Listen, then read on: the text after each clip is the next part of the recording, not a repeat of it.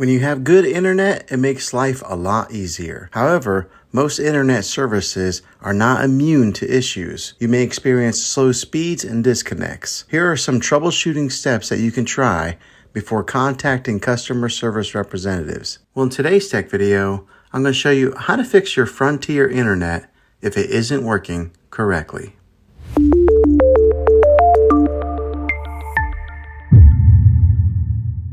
The first one is the easiest one to try, and that's to take any device that you're having issues with, whether it be your cell phone or maybe a TV, and power it down or unplug it from the wall outlet. Powering it down or unplugging any kind of power source going to it is what we call a hard reset.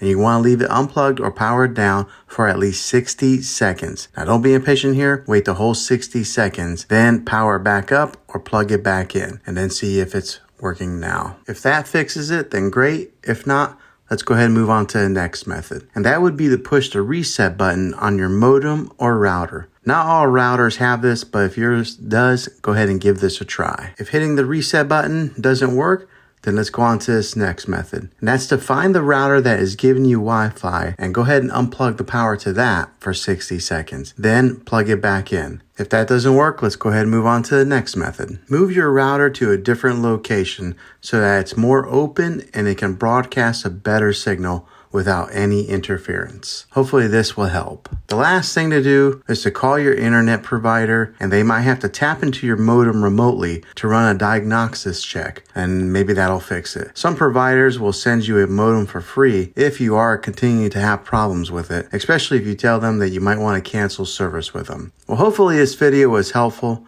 If it was, go ahead and throw a thumbs up on it. Go ahead and subscribe to my channel. I make tech videos all the time, and I'd love to have you back in the next one. Take care.